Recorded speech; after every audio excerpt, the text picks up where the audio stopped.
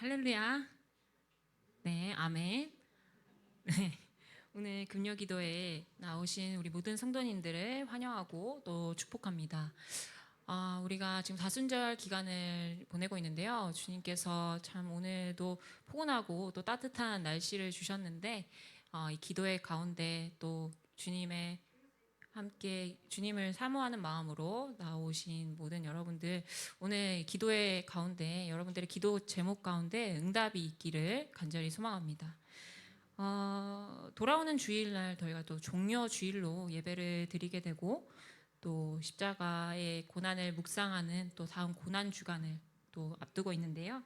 우리 주님의 이 십자가 고난과 그 은혜와 사랑에 함께 동참하는 마음으로 함께 찬양하겠습니다.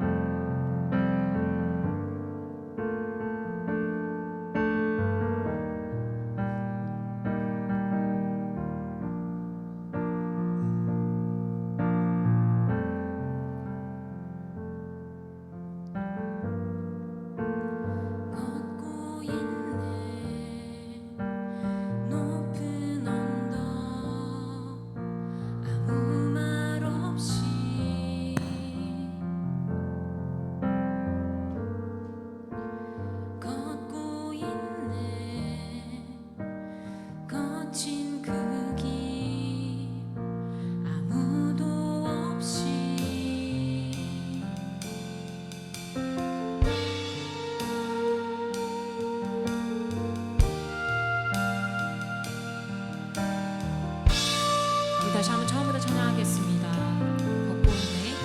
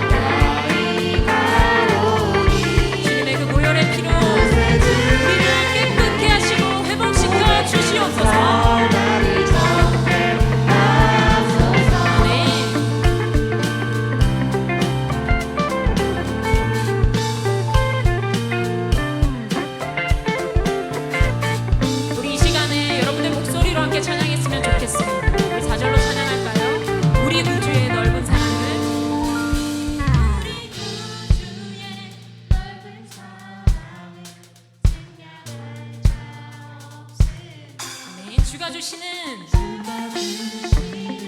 참된 기쁨도 헤아릴 수 없도다. 내가 매일 십자가에 더 가까이 가오니 구세주의 은리 보배 피로써 나를 정케 하소서. 내가 매일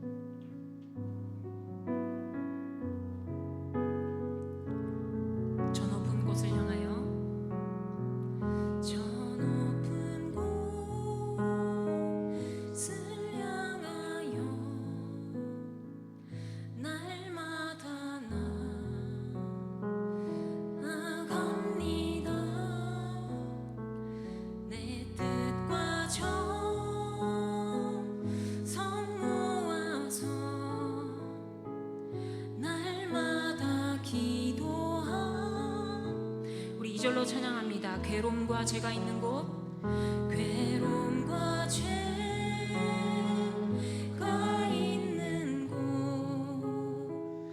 나 비록 여기 살아도 빛나고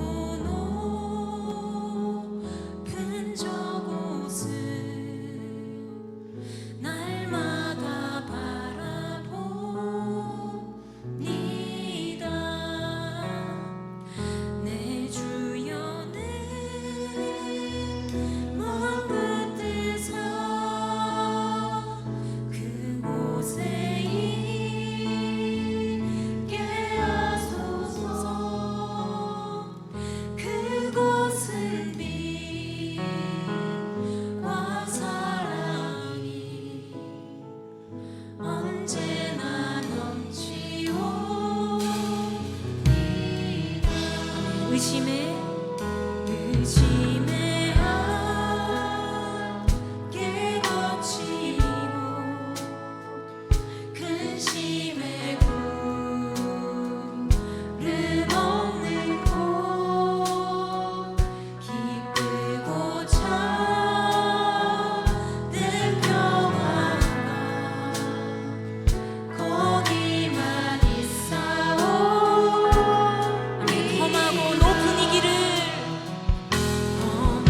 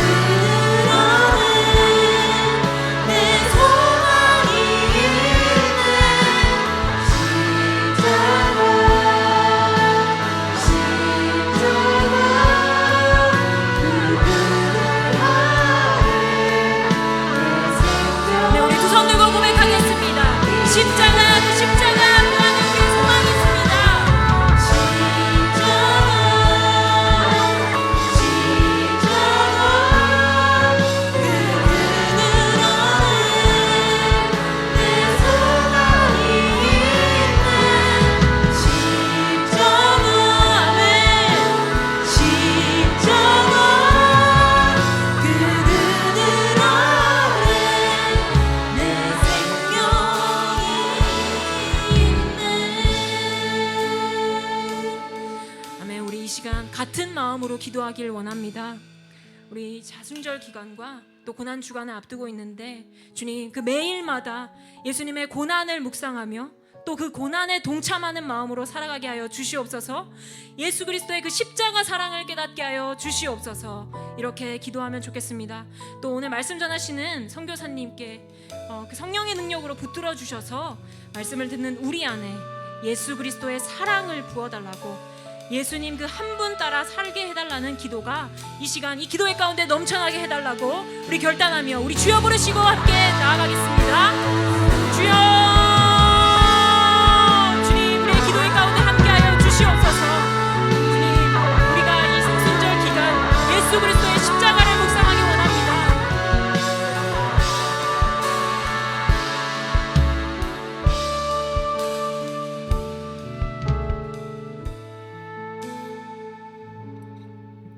오 하나님 아버지, 오늘 저희들 우리 하나님 앞에 우리 두 손을 들고 예배하며 찬양하며 나아가오니 주여 우리를 받아 주시옵소서. 십자가 앞에 나아갑니다.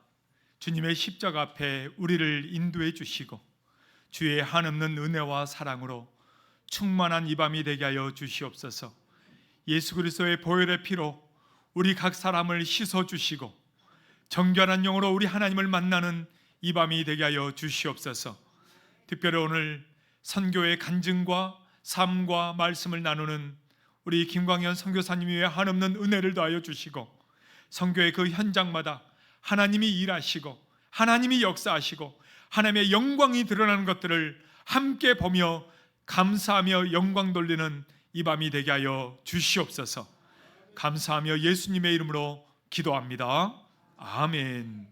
자, 시간 하나님의 말씀 함께 보도록 하겠습니다. 우리 마태복음 6장 31절에서 33절 말씀입니다. 신약 성경 9페이지에 있는데요. 네, 마태복음 6장 31절에서 33절 말씀입니다. 네, 우리 다 찾으셨으면 한 목소리로 읽겠습니다.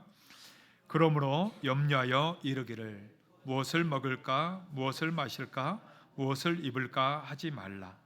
이는 다 이방인들이 구하는 것이라. 너희 하늘 아버지께서 이 모든 것이 너희에게 있어야 할 줄을 아시느니라. 그런즉 너희는 먼저 그의 나라와 그의 의를 구하라. 그리하면 이 모든 것을 너희에게 더하시리라. 아멘. 네, 오늘 우리 특별한 우리 선교사님 모셨습니다. 우리 잘 아는 김태동 장로님, 둘째 아드님이시죠. 네, 김광현 선교사님 아마 아시는 분들 많을 테고요. 또 모르시는 우리 청년들, 우리 학생들, 또 집사님들, 선교사님 오늘도 함께 선교지의 그런 간증과 또 말씀 함께 들으면서 은혜 받고 또 함께 기도할 수 있는 이 밤이 되기를 바랍니다. 무엇에 포커스 할 것인가라는 제목으로 말씀과 또 간증을 나눠 주실 텐데요. 우리 큰 박수로 맞이하도록 하겠습니다. 할렐루야. 오늘 이렇게 동대문 제일교회 성도님들을 만나 뵙게 되어서 참으로 감사합니다. 이번에 한국에 오게 된 것은 안식년으로 온 것도 아니고 저희 어머님 때문에 그렇게 오게 되었는데, 그래서 교회를 방문하고 선교 보고를 하고 이러한 것들을 전혀 생각하지를 못했어요. 그래서 옷도 그냥 이렇게 하고 그냥 왔습니다. 오늘 특별히 목사님께 좋은 기회를 주셔서 참으로 감사드리고, 오늘 기도회에 참여해서 같이 찬양을 하는데 너무나 은혜가 됐어요.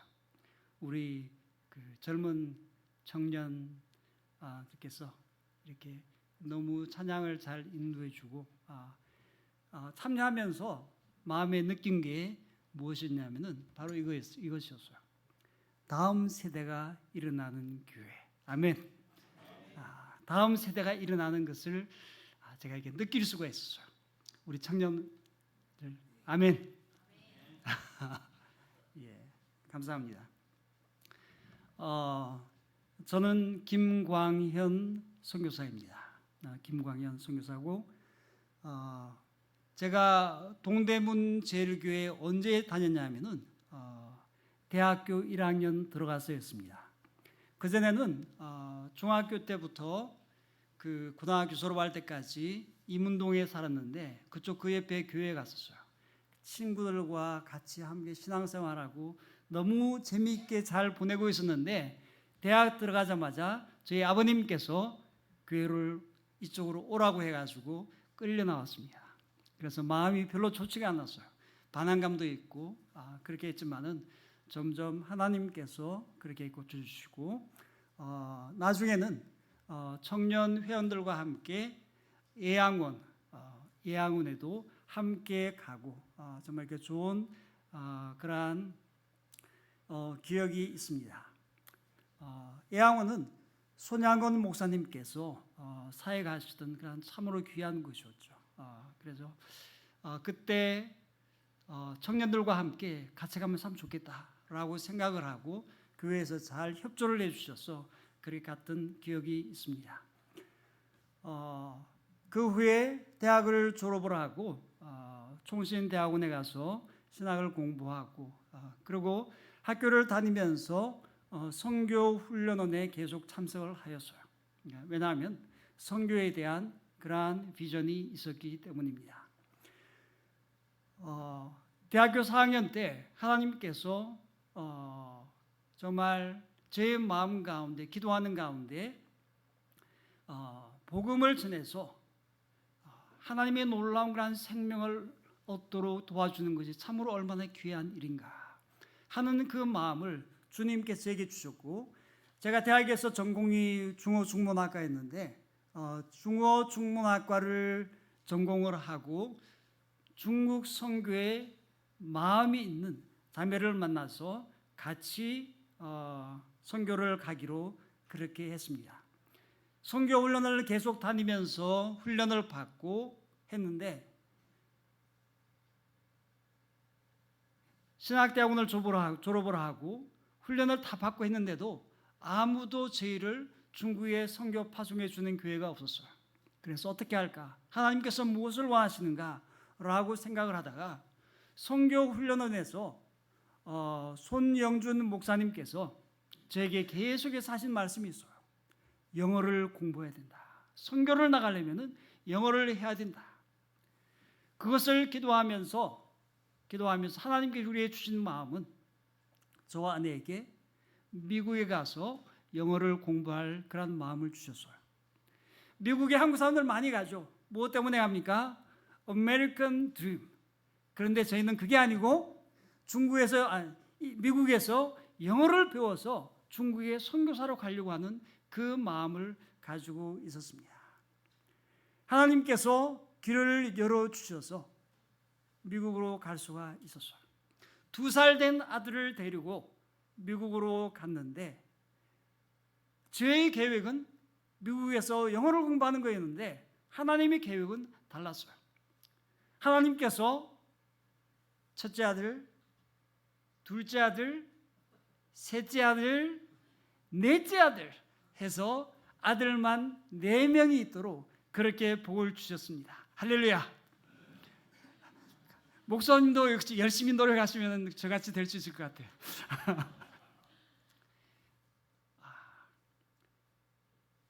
중국에 있으면서 저희 아이들도 중국에서 그렇게 저희와 함께 지냈죠. 막내가 3살 때 중국에 갔습니다. 중국에 있어 보니까 많은 선교사님들이 한국에서 와요. 그런데 한 가정은 중국에 와서 아이들과 함께 시슈안바나 십송바나라고 하는 그곳으로 가서 사역을 했습니다. 그런데 그곳에는 한국 학교가 없어요. 영어 학교도 없어요.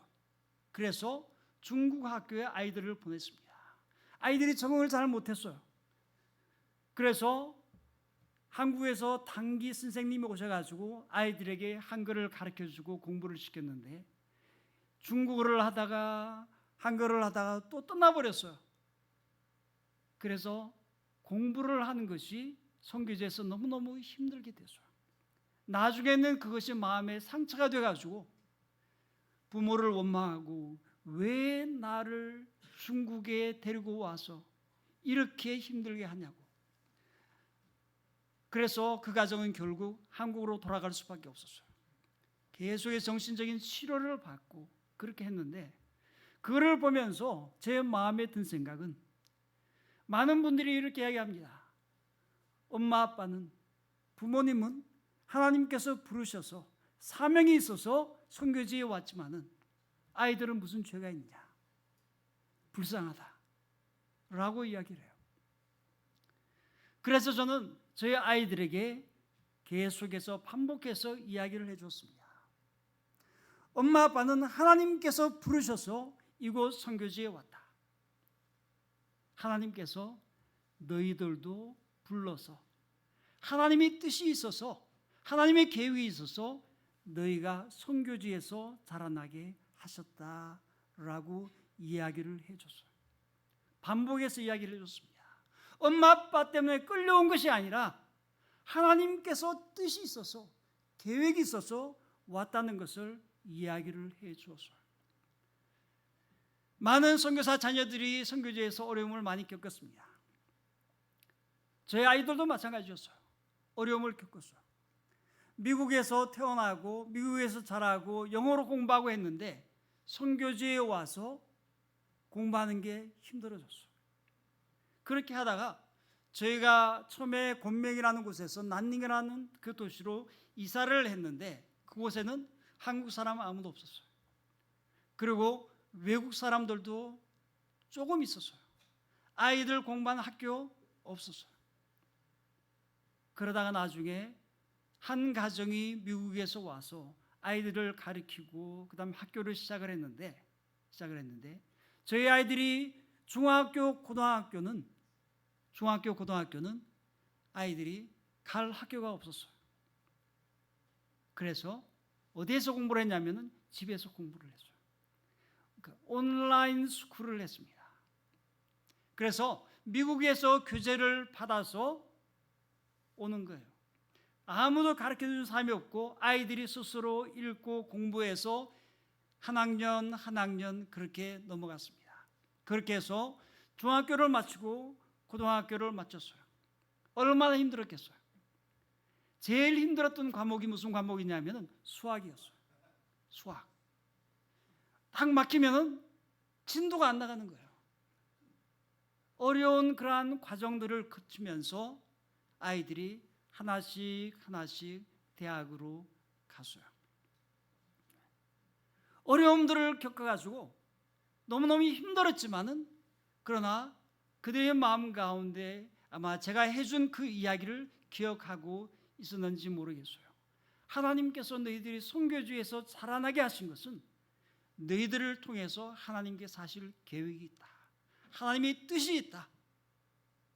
엄마 아빠 때문에 억지로 끌려온 것이 아니고 하나님께서 너희를 불러서 여기에 오는 것이다 라고 이야기했어요.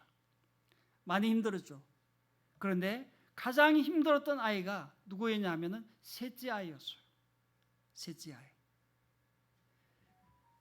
셋째 아이가 고등학교 3학년 갈 때, 12학년이죠. 그때 저희가 난닝에 있다가 게림이라는 곳으로 이사를 했어요. 그러자 위에 있는 두 형들은 다 미국으로 떠나고 자기 혼자 남고, 자기 동생은 자기는 이거 도저히 못하겠다 하면서 치앙마이에 있는 학교로 가게 됐어요. 얘만 1년 동안 혼자서 남게 된 거예요. 새로운 곳으로 이사를 가서 친구도 없었어요. 형제들도 없었어요. 그러니까 그 마음 가운데 엄청난 그러한 그 어려움들을 겪게 되었습니다. 저희가 해줄 수 있는 게 아무것도 없었어요. 얘한테 말을 거는 것조차도 힘들었어요. 그렇지만 그러한 어려움조차도 하나님께서 하나님의 놀라운 계획이 있어서 경험하도록 하신 줄로 믿습니다. 할렐루야. 그래서 하나씩 대학을 들어갔어요. 저희가 선교사로 있을 때 아이들이 대학 가는 것 저희가 할 수가 없었어요. 돈이 없으니까. 그래서 제가 무슨 이야기를 했냐면은, 얘들아, 너희들 대학 가고 싶으면은 알아서 가. 돈 없어.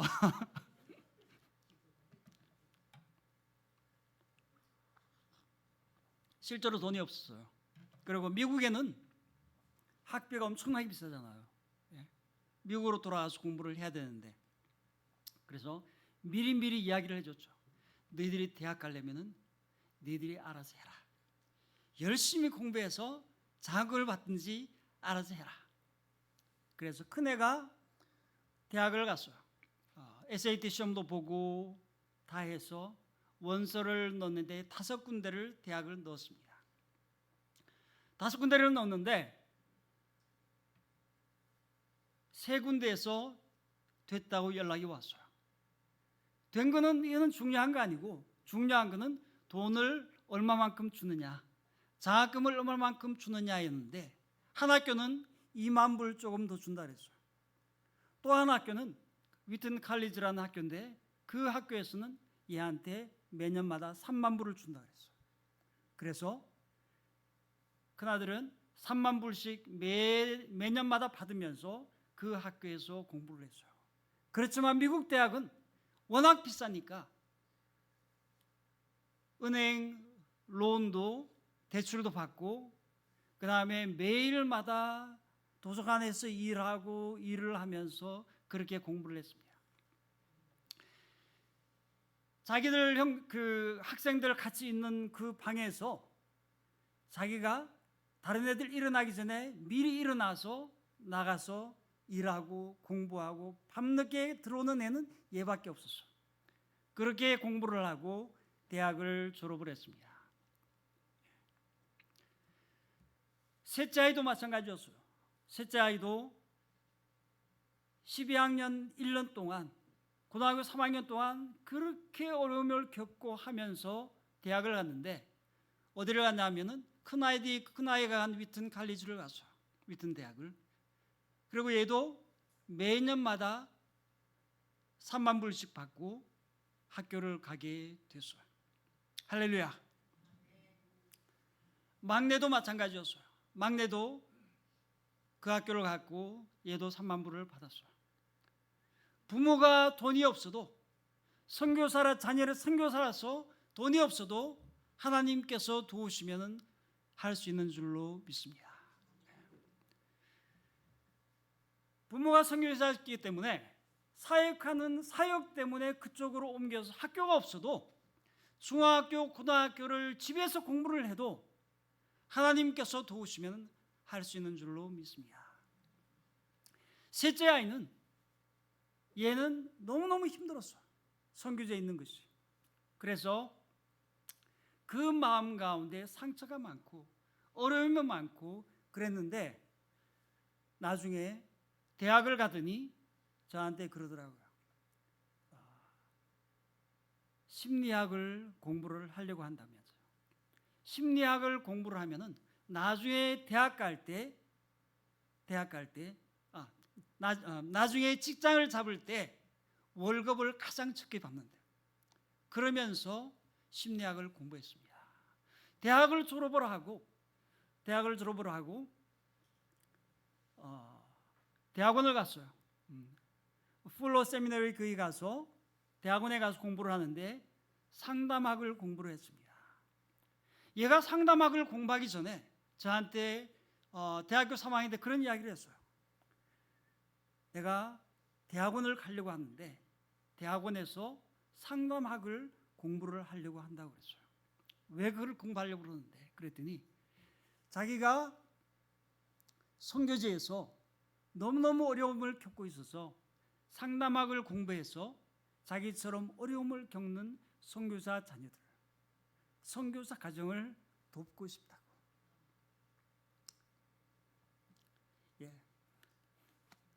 그런 이야기를 했어요.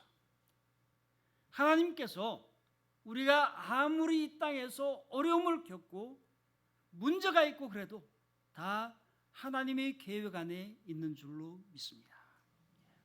어려움이 있다는 그 자체는 문제가 아니에요. 왜 하나님께서 나로 하여금 이러한 어려움을 겪게 하시는가? 이유가 있습니다. 왜냐하면 그것을 통해서 하나님께서 놀라운 일을 행할 계획이 있기 때문에 그래요. 1년 동안 걔한테 말을 붙이지도 못했어요. 그렇지만은 그런 어려움을 겪어도 하나님께서 원하시는 그러한 일을 하시는 줄로 분명히 믿습니다. 제가 아이들한테 계속해서 이야기해 온 게 있어요.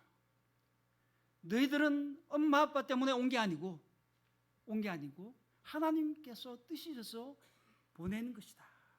그러면서 두 가지 이야기를 했는데, 첫 번째가 뭐냐면은 하나님께서 너에게 주신 비전을 찾아라 라고 했죠. 하나님께서 너에게 주신 비전을 찾아라. 왜 하나님께서 우리로 하여금 이 땅에 태어나게 하셨습니까? 하나님의 계획이 있어요. 하나님의 뜻이 있어요. 그래서 하나님께서 너희들에게 가지고 계신 그 비전을 찾으라고 선교지에서 계속 반복해서 아이들에게 이야기를 했어요. 그랬더니 아이들이 하나씩 그 길을 찾아가요. 큰애가 대학을 다니면서 여름 방학 때 시카고의 론데일이라는 그런 지역이 있어요. 그 지역은 흑인들이 사는 곳이고 가장 우범지대이고 밤마다 총소리가 나고 마약 밀매하는 것이 성행하고, 제가 한번 가보니까 저희 셋째 아이가 혀를 보니까 혀에 파란 그런 색깔이 있는 거예요. 왜 그러냐 물어봤더니 그날은 그곳에 있는 빈민 아이들이 먹는 방식대로 먹는다는 거예요. 그래서 소다를 마시고 음료수를 마시고 그 음료수 때문에 색깔이 막 혀에 다 그렇게 묻어 있는 거예요. 그리고 칩을 먹어요. 칩, 스낵 그런 거. 그러니까 그거를 식사하는 것처럼 그렇게 먹는 거예요. 하루 세 끼 밥 제대로 먹는 게 아니고 그런 걸로 먹으니까 아이들이 영양 상태가 너무너무 안 좋아지는 거죠. 그런데 있는 아이들이 너무너무 불쌍한 거죠. 그래서 우리 큰아이는 걔네들을 여름 방학 때 되면 가서 봉사활동을 하고 그렇게 쭉 하다가 제가 오는 가족이 한번 얼바나 미션 컨퍼런스라고 선교 대회에 우리 가족 전체가 참여한 적이 있어요. 그 선교회에서 어떤 강사분이 이런 이야기를 했어요. 선교지에 선교사로 나갈 사람 일어서십시오. 그랬더니 우리 큰아들이 일어나는 거예요. 제 선교 나가다는 이야기 안 했는데. 그랬더니 그 아이가 하는 말이, 내 선교지는 이곳에 도시에 사는 빈민들이라고 했어요. 도시에 사는 빈민.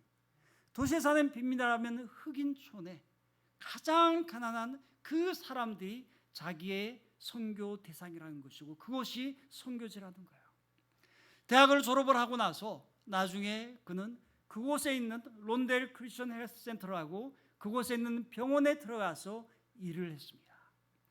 병원에 가서 일을 하면서 저한테 말하기를, 내가 여기서 일하면 일반 병원에서 일하는 그의 월급을 절반밖에 못 받는다고 이야기해요. 그곳에 100명이 넘는 의사들이 있는데 다 크리스천들이에요. 그러면서 월급도 다른 병원의 절반밖에 받지 않으면서 그곳에서 봉사를 하는 거예요.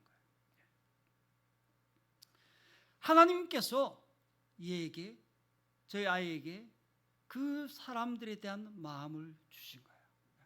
그래서 지금도 여전히 그곳에서 섬기고 있습니다. 정말 하나님께서는 우리들을 사랑하세요. 우리를 사랑하십니다. 그리고 우리를 위해서 하나님께서는 놀라운 그러한 계획들을 가지고 계세요. 우리가 이 땅에 태어날 때 하나님께서는 우리를 통해서 어떻게 영광 받기 원하시는가 하는 그 계획이 분명히 있는 거예요. 그래서 우리는 하나님, 왜 나를 이 땅에 태어나게 하셨습니까? 하나님의 뜻이 무엇입니까?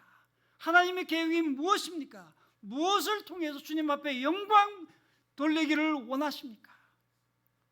우리가 주님 앞에 나와서 기도하고 간구하고 물어야 돼요. 그리고 그러한 삶을 살아야 될 줄로 분명히 믿습니다. 오늘 이 말씀에 보면은 저의 삶의 나침반과 같은 그런 말씀이라고 할 수가 있습니다.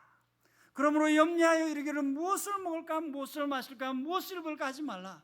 이는 다 이방인들이 구하는 것이라. 너희 하늘 아버지께서 이 모든 것이 너에게 있어야 할 줄을 아시느니라.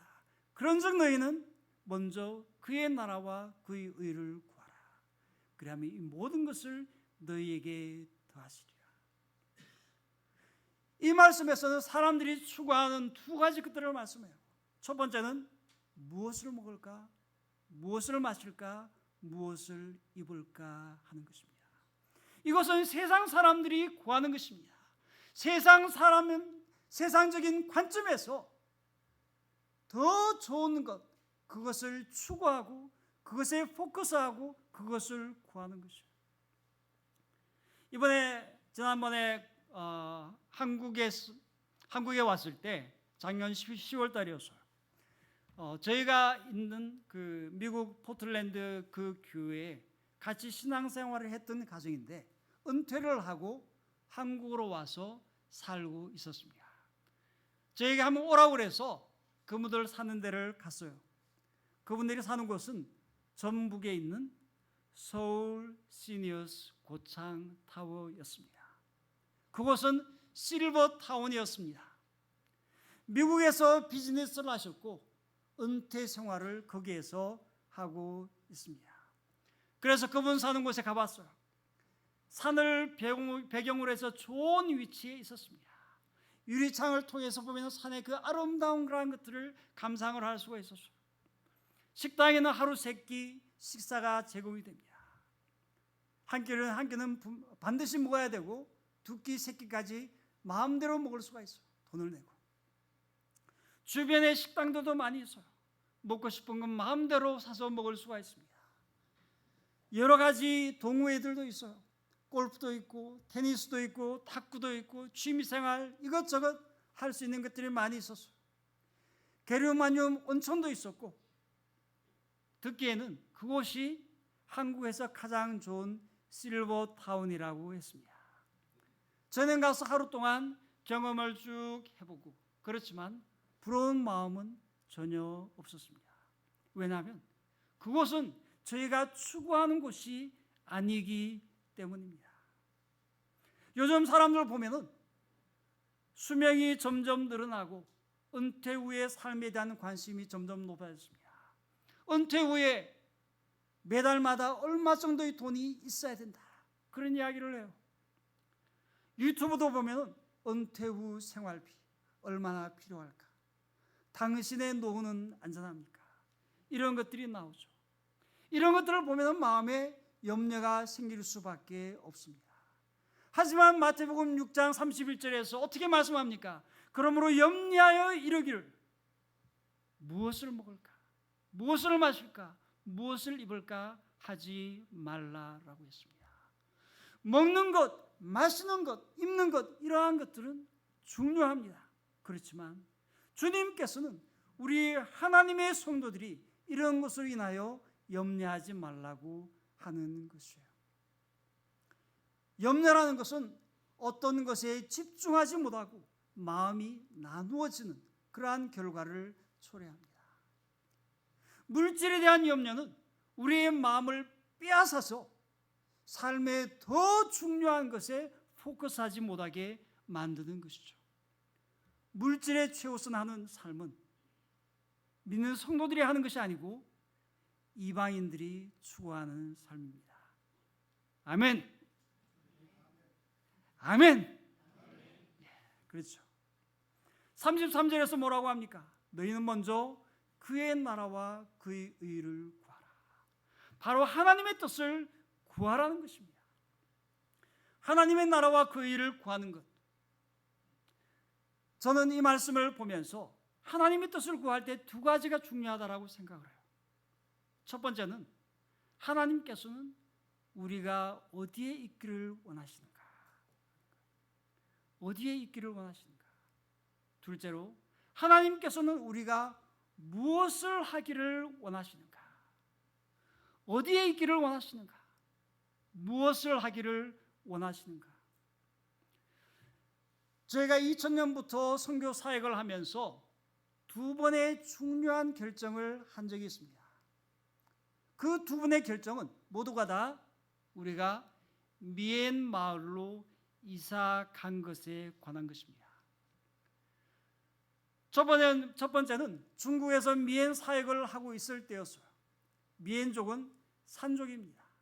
그리고 자기들의 언어를 가지고 있어요. 미얀어입니다. 한 민족을 선교하려면 그들의 언어와 문화를 배우는 것이 매우 중요합니다. 하지만 중국에서는 저희가 미얀어를 배우지를 못했어요. 왜냐하면 미얀어를 배우기 위해서는 미얀족은 산족이고 그들이 사는 산속 마을에 들어가서 함께 살아야 되는데 중국에서는 중국 정부에서 그것을 허가하지 않죠. 선교하는 것도 불법이고 아무나 마음대로 그렇게 하도록 하지가 않기 때문에 그러한 것입니다. 그래서 중국에서는 중국어를 사용하면서 선교를 할 수밖에 없었어요.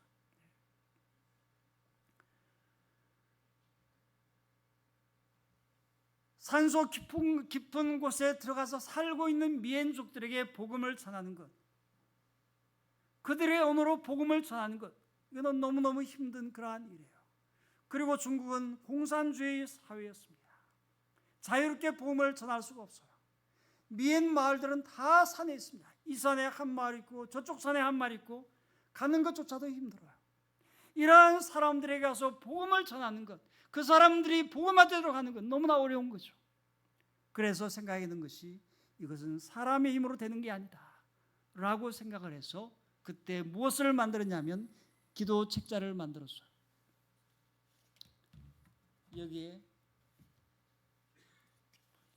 이겁니다. Lost Jade. Lost 그는 잃어버렸다는 뜻이에요. Jade는 보석, 옥. 그러니까 옥과 같은 그러한 보석과 같은 민족인데 잃어버렸다는 것이죠. 그래서 이러한 타이틀로 해서 그들 사진 찍고 그 다음에 그 설명이 있고 사진들이 이렇게 쭉 있고 기도 제목 있어서 그래서 미얀족들을 위해서 기도하는 사람들이 많은 사람들이 기도하면 하나님께서 기도를 들으시고 놀라운 일을 할 수 있지 않을까. 그렇게 해서 만들어서 함께 나눠주고 기도를 하고 했습니다. 그런데 저희가 중국에 있을 때 하나님께서 저와 저희 아내에게 기회를 주셨어요. 미얀어를 배울 수 있는 기회.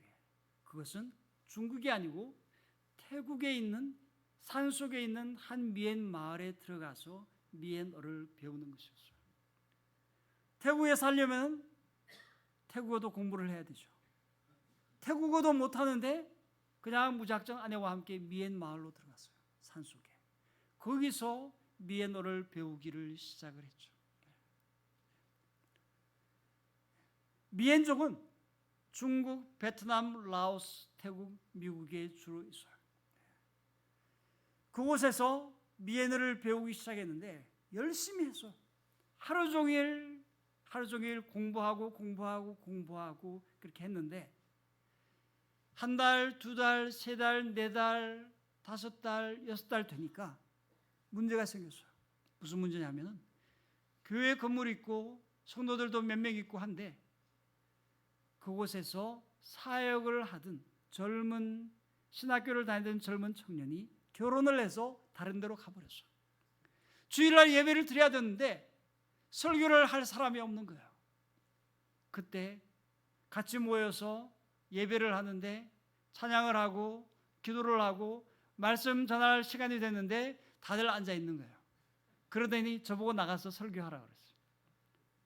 그때 미에너를 배우면서 한 성경 구절들을 좀 외우기 시작했는데 그 성경 구절들을 가지고 한 5분 정도 간단하게 설교를 해서 일찍 예배를 마쳤습니다. 그때부터 해서 2주에 한 번씩 밖에서 미엔 목사님 와서 한 번 설교하고 또 한 번은 제가 설교를 하게 됐어요. 설교하는 그 한 주간 동안은, 준비하는 한 주간 동안은 무지무지하게 바쁜 거예요. 준비하고 외우고 준비하고 외우고 그렇게 하면서 미에너 실력이 점점 더 좋아지기 시작을 했습니다. 할렐루야.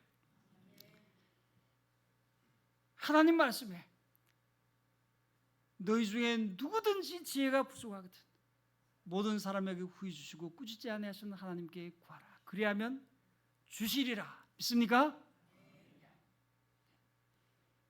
지금 제가 나이가 62인가 63인가 그런데 너희 중에 누구든지 60대 상관이 없어, 10대 상관이 없어, 20대 상관이 없어, 누구든지 지혜가 부족하거든 하나님께 구하라고 그랬습니다. 믿습니까?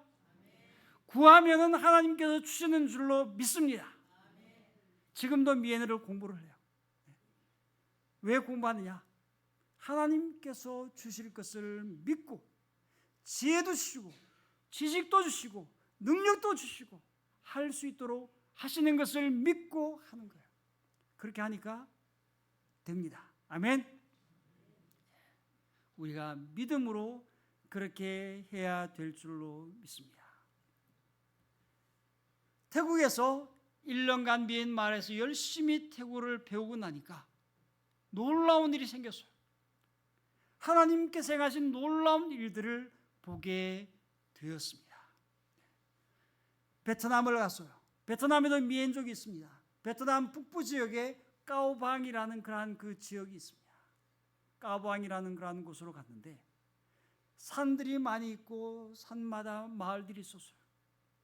그런데 모임이 있어서 그쪽 지역의 전체 리더가 저보고 같이 모임에 가자고 했습니다. 갔는데 한 곳에 큰 집이 있고 꽉 사람들이 들어찼는데 한 300명 정도 되는 것 같아요. 그래가지고 사람들이 많이 있길래 이 사람들이 누구냐고 물어봤어요. 그랬더니 그 리더가 놀라운 이야기를 해줬어요. 1997년 베트남 까오방이라는 그 지역에 한 미엔 마을에 귀신 들려서 미친 사람이 있었습니다. 그 사람이 어느 날 예수님께서 귀신을 쫓아낼 수 있다는 복된 소식을 들었어요. 혼자서 그를 듣고 마음에 감동이 돼서 믿었어요. 그리고 혼자서 기도를 했어요. 예수 이름으로 명하니 내게서 역사하는 더러운 귀신은 떠나가라. 떠나가라. 간절히 기도를 했더니 귀신이 떠나가 버렸어요. 온전하게 됐습니다. 놀라운 기적이 그곳에서 일어난 거예요. 기적이 일어나니까 미엔 사람들이 여러 곳에서 그를 보기 위해서 왔습니다. 그가 자기에게 온 사람들에게 이야기를 했어요. 여러분도 예수님을 믿어야 됩니다. 그러면 예수님께서 우리의 죄를 용서해 주시고 구원해 주십니다. 귀신 들렸다가 미쳐서 그런 사람이 회복이 된 것을 보고 그 사람이 전한 말을 듣고 3일 만에 300명이 예수님을 믿었어요. 그러자 그 정부에서 이걸 알고서 경찰을 보내서 다 해산을 시켰어요. 다 돌아가라. 그랬는데 거기 있던 사람들이, 예수님을 믿은 사람들이 마을 곳곳으로 다니면서 복음을 전하기를 시작했어요. 2달 동안에 6,7천 명이 예수님을 믿었습니다. 할렐루야. 놀라운 일들이 일어났어요. 그리고 그 사람들이 계속 복음을 전해서 지금은 베트남에 예수 믿는 사람들이 지난번에 보고를 듣기로는 2만 5천 명이 있다고 그랬어요. 놀라운 그런 일들이 일어났습니다. 다 이 사람들이 새로운 신자들이에요. 갑자기 새 신자들이 막 넘쳐났습니다. 어떻게 해야 이 사람들을 양육을 할 수 있을까요? 그때 제가 OMF라고 하는 선교단체에 있었는데 미엔 팀 리더였어요. 그래서 저희가 하는 사역 중에 하나가 미엔 라디오 방송 사역이었습니다. 미엔 방송을 하기 위해서 사역자들 뽑아가지고 훈련을 시키고 그 다음에 녹음을 하고 다 해서 FEBC 극동방송하고 연합해서 필리핀에서 송신교로 쫙 전파를 쏴요. 그러면 태국과 베트남과 라오스와 중국 남부 지역에서 단파 라디오를 가지고 들을 수가 있어요. 단파 라디오를 많이 베트남으로 보냈습니다. 그래서 사람들이 예수 믿는 사람들이 그것을 계속 들으면서 믿음이 자라나기를 시작했어요. 그러면서 그들이 믿음이 자라고 모르니까 질문이 많이 있었습니다. 계속 편지를 써서 미엔 라디오에 보내고 미엔 라디오에 그걸 읽고 또 답변을 해주고 하면서 믿음이 점점 자라기 시작했어요. 제가 베트남에 있는 한 미엔 마을에 가서 보니까 그 집에 기둥이 있고 기둥에 단파 라디오가 달려 있었어요.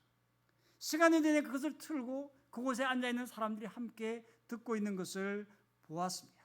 너무나 놀라운 그런 일이에요. 새신자들이 많이 생겼고 이들이 믿음이 자라는데 또 리더들이 필요하잖아요. 하나님께서는 이 리더들을 위해서 놀라운 일들을 예비를 해 두었습니다. 미국에도 미엔 교회가 있어요. 어떻게 해서 있을까요? 예전에 미국에서 베트남 전쟁을 할 때 미엔 사람들이 미국을 도와줬습니다. 끝나고 나서 그들은 라오스의 정부로도 핍박을 받고 죽임을 당하고 그래서 많은 사람들이 태국으로 내려왔어요. 난민촌에 들어갔습니다. 미국에서 그걸 알고 그 사람들을 미국으로 받아줬어요. 미국에 갔는데 이 사람들은 영어도 몰라요. 교육도 못 받았어요. 산속에 살았던 그런 산족이에요. 그런데 선진국인 영어를 말하는 그곳에서 가서 있으니까 이 사람들이 너무너무 어려웠죠. 처음에 이 사람들한테 집을 줬는데 첫날 밤을 보내게 되었는데 목이 말랐어요. 그런데 집안에서 마실 물을 찾는데 찾을 수가 없었어요. 그때는 수도꼭지가 뭔지 몰랐어요.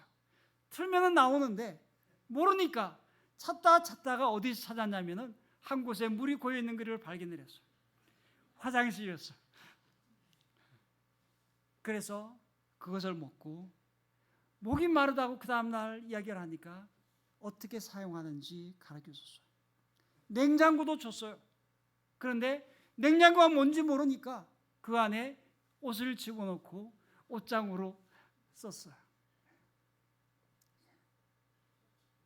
미엔 사람들이 산에 사니까 산에 그 과일 나무들이 있죠. 그러면 배고프면 그냥 따먹어요. 그런데 미국에 와서 길거리에 다니다 보니까 나무가 있고 과실이 있는 거예요. 따먹었어요. 그랬더니 그곳에 이웃 사람들이 막 불평을 하고 저 사람들이 내 과일을 따먹었다고 그래서 막 그러는 거예요. 몰라서. 그래서 이 사람들에게 적응할 수 있도록 도와주고 했던 사람들이 있어요. 누구냐 하면은 미국에 있는 교회와 예수 믿는 사람들이었어요. 할렐루야. 이 사람들에게 예수 믿는 사람들이 자녀들한테 영어도 가르쳐주고 그 다음에 학교생활 어떻게 하는지 가르쳐주고 삶의 하나하나를 다 도와주고 그렇게 하니까 미엔 사람들이 이 사람들이 자기를 사랑하는 그 사랑을 통해서 하나님의 사랑을 알게 되고 예수님을 많이 믿게 됐어요. 할렐루야. 예수 믿는 사람들은 선한 일을 많이 행해야 될 줄로 믿습니다.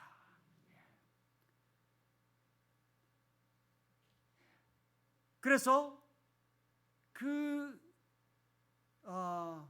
첫 번째 제너레이션 세대가 점점 나이가 많아지고 그 다음 세대 미래 세대가 미국에서 공부를 하고 교육을 받고 대학을 나오고 대학원을 나오고 박사를 받고 하는 그런 사람들도 생기기를 시작했어요.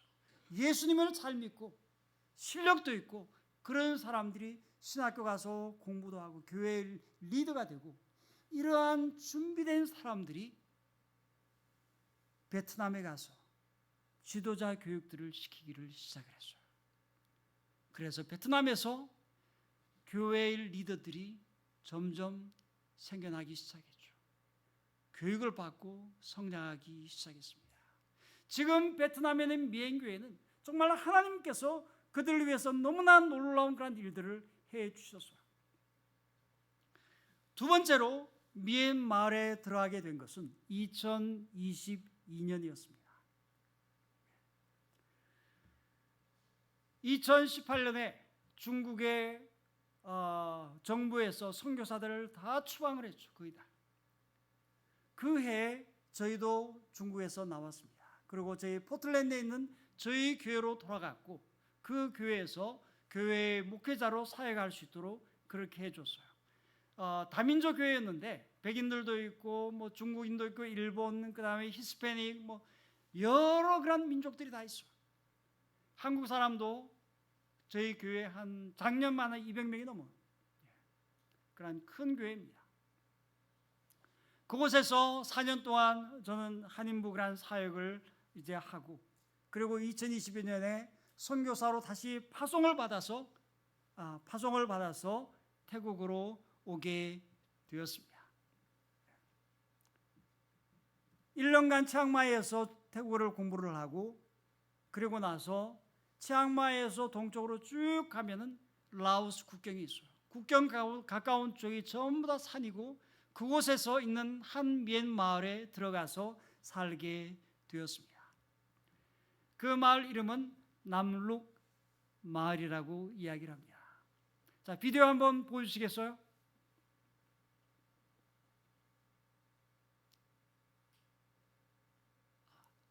지금 볼 수 있나요? 예, 한번 보죠. 예, 저희 마을에는 한 400에서 500명 정도의 미엔 사람들이 있었어요. 그런데 젊은 사람들은 도시로 나가거나 한국으로 가서 잠깐 시간이 없어가지고 그냥 대충 만들었는데 한번 보면은 미엔 마을이 어떤지 한번 볼 수가 있어요. 여기는 산종일에서 산속에 마을이 있습니다. 아주 외딴 그런 그 오지예요. 이거이 뭐냐면은 이 사람들은 화전민이에요. 그래서 산에 불을 질러서 그리고 거기에 벼농사를 짓습니다. 물을 대사하는 그게 아니에요. 산 기슭에 농사를 지어요. 먼저 불을 지르고 나서 그 다음에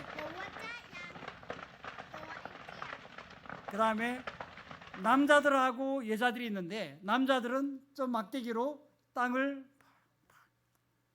지어요. 그러면은 거기에 구멍이 생깁니다. 그러면은 여자분들은 거기에다가 볕아들을 집어넣어요. 저렇게 해서 하면은 이제 농사 준비가 다 끝난 거예요. 그리고 그 다음에 언제 일어나냐면은 곡식이 다 익었을 때 추수를 하고 탈곡을 하고 그렇게 하는 거예요. 그 중간에 하는 일은 자기들이 하지 않고 누가 하냐면 하나님께서 비를 내려주셔서 잘 익을 수 있도록 그렇게 해주십니다.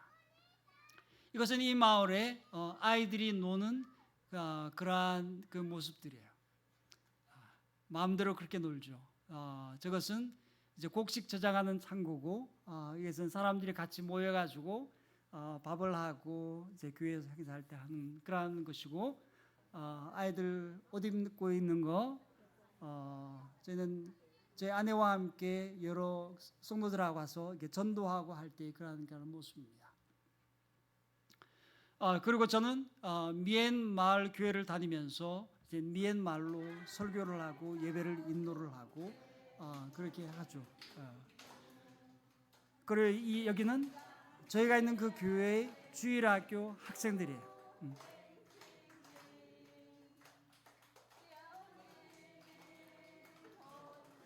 미얀마로 찬양을 합니다.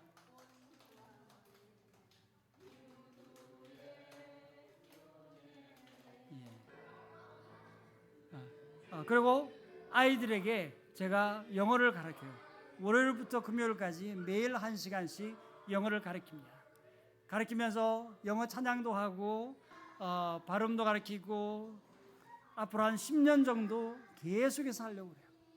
산속에 있는 그러한 그 마을 아이들 그렇게 하면은 신앙도 잘하고 실력도 좋아지고 그렇게 하면 앞으로 하나님께 귀하게 쓰임 받게 될 줄로 믿습니다. 이것은 크리스마스 때, 성탄절 때 아이들 노래하는 거죠. 예, 중간에 제 아내입니다. 전도하러 갔을 때 그런 이렇게 모습들이에요. 예, 예. 그들이 사는 그런 건 참 열악해요. 너무너무 열악하고, 그러니까 그 태국에서도 가장 가난하고 가장 어려운 그러한 민족이라고 이야기를 할 수가 있죠.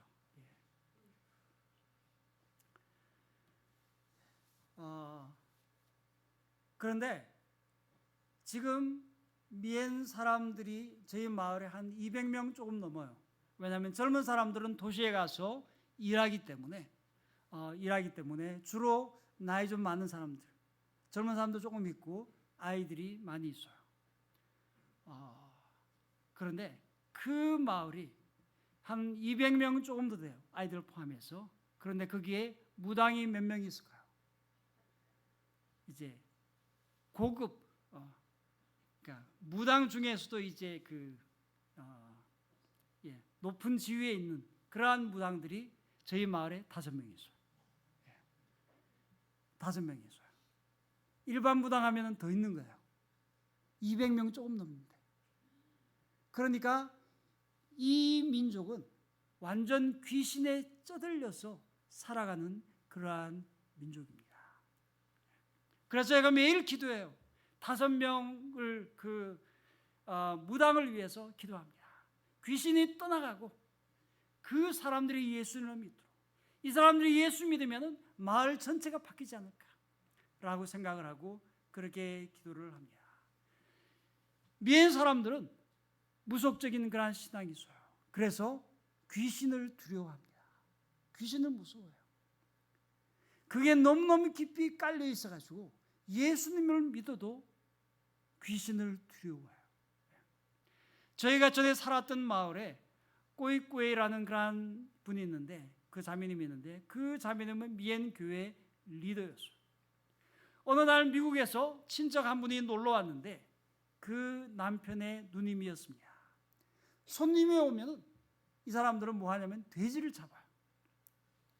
돼지를 잡는데 미엔 사람들은 돼지를 잡을 때 귀신에게 먼저 제사하고 돼지를 잡아요. 그런데 이 사람은 예수님을 믿으니까 돼지 고기를 사도 귀신한테 절하지 않은 거, 그것만 사서 먹어요. 근데 이번에는 자기 집에서 돼지를 잡아야 되니까 어떻게 했을까요? 저한테 오더니 저한테 물어봐요. 혹시 저희 집 앞마당에서 돼지를 잡아도 되겠냐고 물어봤어요. 아니, 당신 집 앞마당이 훨씬 더 넓고 큰데 거기서 잡지 왜 우리 집 마당에 잡으려고 하냐고.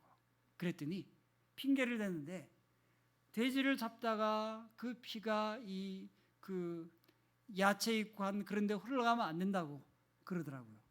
그래서 그러면은 우리 집 앞마당에서 잡으라고 그랬죠. 돼지 잡는 걸 봤어요. 목에다가 칼을 해가지고 상처를 내더니 돼지 피를 양푼에다가 받아요. 왜 받습니까? 먹어야 되니까, 요리해서. 그래서 보니까 돼지 피가 흐르질 않아요, 땅으로. 그런데 왜 저희 집 앞마당에서 잡자고 했을까요? 왜냐하면 자기 집에서 귀신에게 제사하지 않고 잡았다가 귀신이 해코지하면 안 되니까. 그 마음에 예수님을 잘 믿는다고 하는데도 그 마음에 귀신에 대한 두려움이 있는 거예요. 이게 참으로 큰 문제입니다. 미엔 사람들은 귀신에서 해방되어야지 되는 거예요. 귀신에서 자유케 되는 것이 필요한 것입니다. 그 사람들에게 필요한 것은 하나님의 말씀이에요. 복음입니다. 하나님 말씀으로 거듭나고 바뀌어지는 것이 참으로 필요한 것이죠. 그래서 제가 열심히 미얀마를 배워서 말씀을 가르치고 설교하고 그 사람들이 하나님의 말씀으로 온전히 새로워지기를 원하는 것입니다. 제가 이거 두 가지를 가지고 왔어요. 하나는 첫 번째로 그 중국에 있으면서 미얀 사람들을 위해서 기도 책자를 만들면 좋겠다. 제가 5,000권을 만들었어요. 영어로도 만들고 한글로도 만들고. 그러고 나서 이거는 두 번째인데 또 만들었어요. 그래서 이 두 권을 여기다 놔두고 가겠습니다. 그래서 읽어보시고 기도 제목들이 있어요. 그러니까 같이 기도해 주시면 감사하겠습니다. 기도하겠습니다. 사랑의 하나님, 참으로 감사합니다. 주님께서 저희 한 사람 한 사람을 사랑하시니 감사합니다. 이 땅에 보내셨을 때 하나님의 놀라운 계획과 뜻이 있는 것을 분명히 믿습니다. 이 땅에 살아가면서 세상의 소리 듣지 않게 하시고 마귀의 소리 듣지 않게 하시고 하나님의 말씀을 들으시도록 역사하여 주옵소서. 하나님께서 우리에게 대한 하나님의 놀라운 계획과 뜻을 발견하고 정말 하나님께 주시는 그런 꿈과 비전을 가지고 살아가는 저희들이 되어지게 역사하여 주시기를 간절히 원합니다. 이방인들이 살아가는 처럼 그렇게 살아가지 않게 하시고 하나님의 백성으로 살아갈 수 있도록 축복하여 주시기를 간절히 원합니다. 하나님, 저희 모두에게 하나님의 말씀을 허락하여 주시고 풍성하게 허락하여 주시고 하나님 말씀이 죄를 변화시키고 새롭게 되어서 정말로 주님께서 기뻐하시고 원하시는 하나님의 사람 되어지게 역사하여 주시기를 간절히 원합니다. 감사하고 예수님 이름으로 기도했습니다. 아멘.